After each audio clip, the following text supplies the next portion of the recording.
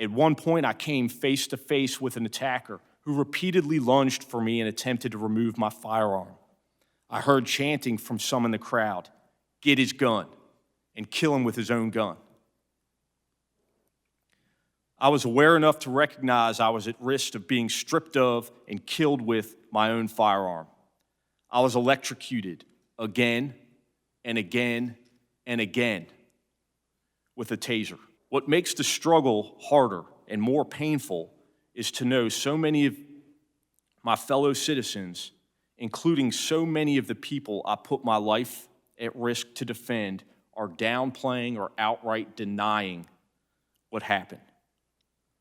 I feel like I went to hell and back to protect them and the people in this room. But too many are now telling me that hell doesn't exist, or that hell actually wasn't that bad.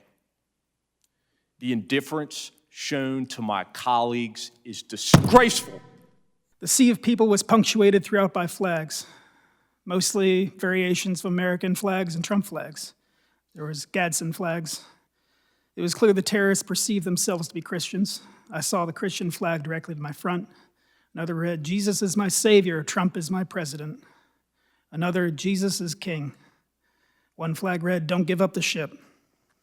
Another had crossed rifles beneath the skull, emblazoned with the pattern of the American flag. To my perpetual confusion, I saw the thin blue line flag, a symbol of support for law enforcement, more than once, being carried by the terrorists as they ignored our commands and continued to assault us. It's upsetting. It's a pathetic excuse for his behavior for something that he himself helped to create, this monstrosity. I'm still recovering from those hugs and kisses that day that he claimed that so many rioters, terrorists, were assaulting us that day. If that was hugs and kisses, then we should all go to his house and do the same thing to him. To me, it's insulting, it's demoralizing, because everything that we did was to prevent everyone in the Capitol from getting hurt. And what he was doing, instead of sending the military, instead of sending the support or telling his people, his supporter, to stop this nonsense, he egged them to continue fighting.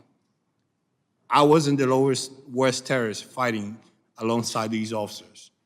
And all of them were telling us, Trump sent us. Nobody else, there was nobody else. It was not Antifa, it was not Black Lives Matter, it was not the FBI, it was his supporter that he sent them over to the Capitol that day. And he could have done a lot of things. One of them was to tell them to stop.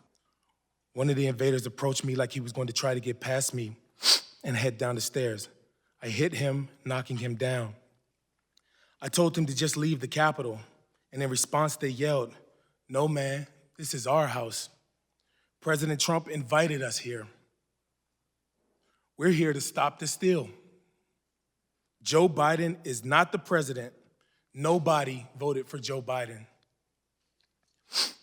I'm a law enforcement officer, and I do my best to keep politics out of my job. But in this circumstance, I responded, "Well, I voted for Joe Biden. Does my vote not count? Am I nobody?"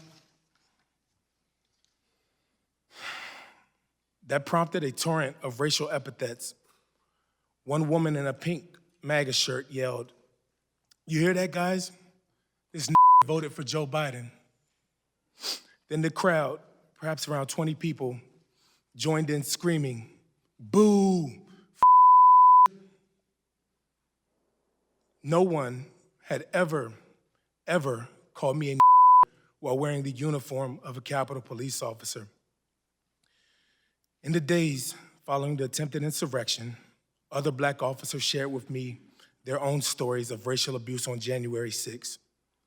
One officer told me he had never, and in his entire 40 years of life, been called a to his face, and that streak ended on January 6th. Yet another Black officer later told me he had been confronted by insurrectionists in the Capitol who told him, "Put your gun down and we'll show you what kind of you really are."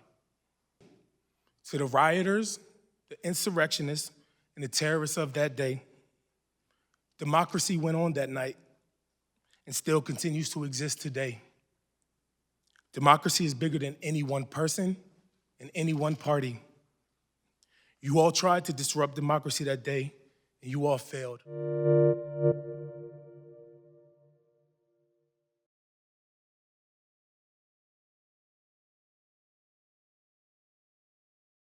The biggest stories the moment they happen from around the globe. Subscribe to Bloomberg Quicktake now for insight in an instant.